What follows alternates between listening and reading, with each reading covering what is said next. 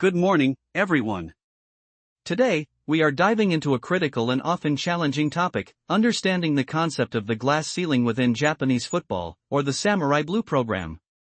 At its heart, this presentation isn't just about analyzing wins and losses, it's about decoding systemic patterns, the structural issues that have prevented Japan from reaching its true potential on the global stage. We are looking at a history defined by two key moments, the stunning defeat against Brazil, and the subsequent 4-year period of relative stagnation. As you can see represented here on the field, performance in football is not linear, it's a complex network of interactions. Our goal today is to analyze that network. We will move beyond simply pointing fingers at individual players or coaches. Instead, we will ask the deeper questions: what institutional weaknesses were exposed by the Brazil loss? And what fundamental changes in strategy, development, and culture were needed during those years of plateauing performance? By dissecting these moments, we aim to provide a clear roadmap for how Japan can finally break through that glass ceiling and establish itself as a perennial global powerhouse. What we see here is a classic example of how easily a final scoreline can be misleading. While Brazil won 2-1, if we look beneath the surface at the actual statistical data, a completely different story unfolds. The key takeaway is that Japan's early lead was unsustainable and masked a significant performance imbalance. If you examine possession, it's clear, Brazil dominated with nearly 7 out of every 10 minutes on the ball, compared to just over 30% for Japan. This dominance wasn't just in time, it was reflected in total shots. Brazil generated nearly 4 times the number of attempts. Crucially, we have to look at expected goals, or XG. This metric tells us not just how many chances were taken, but how quality those chances were. The data shows Brazil generating an expected 2.07 goals, while Japan's entire effort only amounted to 0.33 xg. In essence, the scoreline is merely the result of a single matchday. These metrics tell us the story of sustained control and systemic dismantling throughout the game. When we synthesize these three expert viewpoints, the underlying message is clear: this performance suffered from a profound operational inertia, a state of zero growth. The consensus points not just to poor execution, but to systemic strategic failures. First, we see a deep-seated pattern of risk aversion. As one analyst noted, there's been a cyclical reliance on merely defending and countering, indicating a preference for avoiding loss over pursuing aggressive gain. This is compounded by a perceived lack of courage, a failure to seize the initiative or dictate terms. But perhaps the most critical takeaway comes from the tactical analysts. The defeat wasn't due to overwhelming power, but rather a vulnerability in structure. The problem isn't effort, it's the absence of robust, structural remedies at the managerial level. In business terms, this means that merely increasing activity or trying harder won't fix it. We need fundamental redesign and proactive systems to move past this cycle of reactive play. This graph provides a fascinating, almost narrative look at how the team managed their energy and attacking identity across two distinct halves. The key takeaway here is the dramatic contrast. Aggressive pressing was highly effective for the first 30 minutes, but when they shifted into a passive defensive shell in the second half, that structure completely failed them. In the initial period, we see clear evidence of success. Whether through coordinated high pressing or exploiting quick short counter chances, the team maintained structural integrity and generated significant goal-scoring opportunities against their opponents. They were proactive. However, after halftime, the pattern shifts dramatically. The data shows a complete collapse into passivity. Instead of maintaining that attacking urgency, the focus became purely on survival, a defensive shell.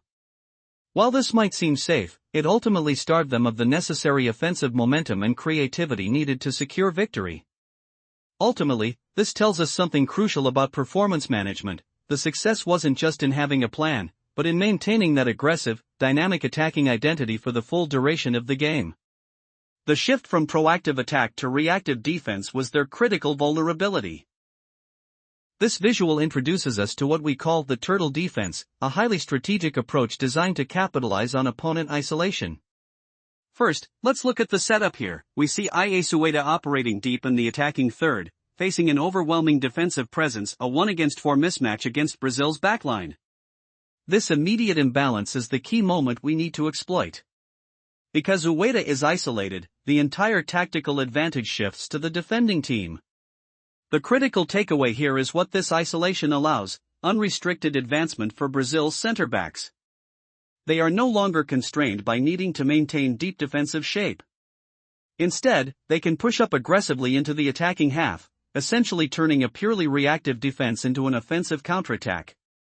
In essence, the Turtle defense uses its compact structure and disciplined positioning not just to survive, but to create specific windows of opportunity, allowing their fullbacks and centerbacks to advance with confidence, knowing that the opposition's focus is entirely locked onto containing our lone striker.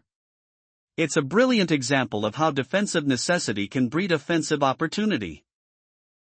The key takeaway here is that victory was achieved not through sheer power or individual brilliance, but through tactical intelligence, specifically, disciplined passing.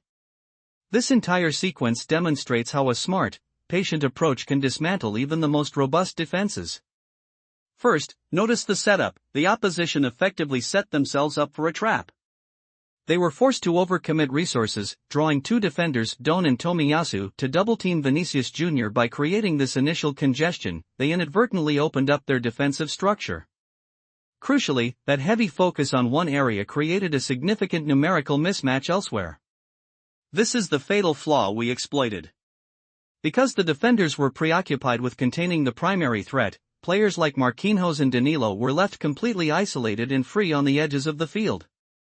This illustrates a fundamental principle: don't try to beat the defense head-on, instead, use passing movements to force them into making poor decisions. By patiently exploiting these gaps, we guaranteed that the ball would land in an area where there was no opposition, leading directly to the decisive cross. What this diagram highlights is a critically missed tactical opportunity.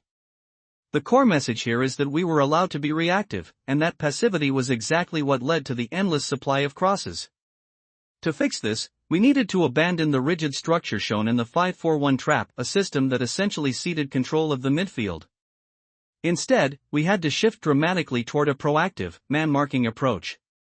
Crucially, this required three major adjustments. First, we needed to stop simply defending zones and start matching numbers across the field. Second, we had to abandon the deep five-man block, which left us too exposed. And third, most importantly, we needed to accept that winning those individual one-on-one duels was non-negotiable. By implementing this shift to a 1v1 man-marking system, we change our entire defensive posture. We move from simply reacting to the ball to aggressively shutting down supply routes, stopping the threat of crosses right at its source. At this critical juncture, the 60th minute with the score tied at 1-1, we see a perfect illustration of two fundamentally different management philosophies: proactive intent versus reactive necessity. The core takeaway here is that the manager's strategy must be dictated by their ultimate objective. On one hand, we have Carlo Ancelotti, who adopts a highly proactive stance. He makes changes designed to overload the attack, introducing key players like Endrick and Martinelli. This signals a clear intent: they are committed to scoring and winning at all costs. In stark contrast, Hajime Moriyasu's approach is defensive and reactive. His strategy involves pulling back resources, removing attackers and bringing in defenders. The goal here isn't to win the game, it's simply to hold the draw and survive until penalties are required. Ultimately, this divergence in philosophy matters greatly. While one team focused on maximizing their attacking potential through proactive changes, the other prioritized risk mitigation through defensive adjustments. And when the final whistle blows, we see that commitment to attack paid off, as Brazil scored the winner in stoppage time, illustrating the power of a decisive, offensive strategy. We can see here a textbook example of cascading errors in tournament management. Crucially, the failure we saw against Brazil wasn't an isolated incident, it was engineered days earlier during their match against Sweden. Let's break down this sequence. The first mistake was a critical rotation failure. Despite having a near-guaranteed group progression, meaning they didn't need to expend maximum effort, the team refused to rest its key starters. This set the stage for everything that followed. This lack of strategic planning led directly to step 2, severe fatigue. By the time they faced Brazil, their star wingers were completely exhausted by the 60th minute. You cannot sustain peak performance if you don't manage your resources correctly. And finally, this exhaustion forced them into panic mode. Instead of utilizing their natural playmakers and core strengths, the coaching staff resorted to making desperate substitutions, forcing inexperienced players into unfamiliar roles. Ultimately, poor planning in the early stages compromised their ability to compete when it mattered most. We are looking at what we call the Moriyasu paradox. At first glance, this data suggests incredible success. A sustained 69% win rate over 8 years is remarkable. It speaks to deep talent and consistency. However, the paradox lies in the gap between that high level of achievement and the structural ceiling revealed during critical knockout stages. The key message here is that sheer talent or general progress can be misleading if your underlying system isn't robust enough. What this chart really tells us is that our limitation isn't a lack of individual skill, it's fundamentally tactical. We are hitting a hard, structural ceiling because the tactics we employ in high-stakes environments, the knockout rounds, are rigid and predictable. Instead of assuming that success means inevitable growth, we must ask ourselves, are we optimizing for performance under pressure? If our best players can only perform at a certain level when the stakes are highest, it suggests that while the talent pool is deep, the strategic framework needs an immediate overhaul to unlock the next level of progress.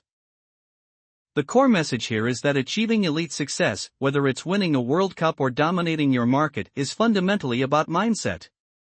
We call this the mentality gap, the underdog versus the protagonist. On one side, we have the underdog. This group operates from a position of low expectation.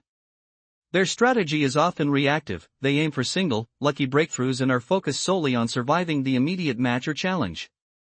They treat their opponents with deference, viewing them as superior forces. In stark contrast, we have the protagonist. This mindset is defined by ambition and confidence. Their stated organizational goal isn't just to participate, it's to be champions. Crucially, they don't wait for things to happen, they actively impose a proactive style on the game. They treat every major competitor, regardless of their perceived status or history, as an absolute equal. Ultimately, this slide teaches us that if we fundamentally view our competitors and challenges as superior forces, if we operate from a place of mere survival, we will never achieve true championship-level performance. We must adopt the protagonist mindset, confident, proactive, and treating every challenge as an equal battleground. We need to talk about what I call the cultural shield. Fundamentally, this shield is a protective mechanism, a tendency within an organization or even a team to guard itself from harsh, objective critique. While protection feels good in the moment, it is actually detrimental to long-term growth. What happens when we shield ourselves? We prevent what I call necessary friction. True progress doesn't happen in comfort, it requires rigorous examination, a tactical autopsy, if you will. If we are too quick to dismiss failure or avoid deep critiques, we normalize mediocrity. Ultimately, the message here is that praise needs boundaries. As Sergio Ikago reminds us, simply saying good effort and thanking someone for their emotion isn't enough. We must be willing to engage in uncomfortable conversations that demand real accountability. Because without the willingness to face failure head-on, true breakthrough progress remains impossible. At its heart, this slide outlines the fundamental shift we need to make, a paradigm change in how we approach our strategy and talent management. We must move away from simply surviving, toward aggressively dominating through proactive planning. The most critical area is our core philosophy. Instead of adopting a reactive mindset focused on mere survival, we must commit to high-intensity, proactive pressing. This means dictating the pace and controlling the game rather than just reacting to what the opponent does. Next, regarding in-game adjustments, we need to stop relying on defensive retreats. Our focus must shift entirely toward sophisticated tactical problem-solving, identifying weaknesses and exploiting them systematically. Furthermore, when looking at tournament foresight, sustainability is key. We can no longer afford roster burnout, instead, we must implement strategic squad rotation to keep our talent fresh and optimized over the long haul. Finally, in terms of talent utilization, the goal is not just forcing players into rigid systems. The true objective is maximizing the elite pedigree of our golden generation, allowing them to thrive within a structure that supports their individual brilliance while maintaining team cohesion. This comprehensive shift will define our success moving forward. As we look toward our managerial blueprints for 2030, it's clear that sustained success requires us to master three distinct yet interconnected pillars: the tactician, the winner, and the legend. First, we have the tactician. This pillar demands a focus on immediate recovery, the ability to bounce back quickly from setbacks, coupled with relentless high-level discipline and structural rigor. It's about operational excellence and adaptability in real time. Next, we must cultivate the winner. This isn't just about talent, it's about pedigree. We need an uncompromising offensive philosophy that has been tested and proven on the biggest stages, driving a total shift in mindset from simply participating to dominating. Finally, there is the legend. This pillar emphasizes deep, intimate knowledge of our global operational landscape, the European summit, for example, and critically, unparalleled respect within our internal culture. Ultimately, these three elements, discipline, proven winning mentality, and institutional expertise, are not separate goals, they are the foundational components that will define our market leadership moving forward. We are at a pivotal moment, one that requires us to break through perceived limits, to shatter what we call the glass ceiling. The good news is that much of the groundwork has already been laid. Japan's next generation of leaders and talent is actively executing sophisticated strategies across key global markets like Europe. The data clearly shows that both our operational infrastructure and our tactical capabilities are fully ready for this expansion. However, the slide points to a critical missing piece: managerial courage. This isn't about resources, it's about conviction. Ultimately, we must shift our mindset from merely hoping for success to demanding it through action. As the quote reminds us, a great team cannot be built on hope, on the assumption that an opponent might miss, it must be built on the absolute certainty that we will strike. Our final step is embracing that level of aggressive confidence and leadership conviction.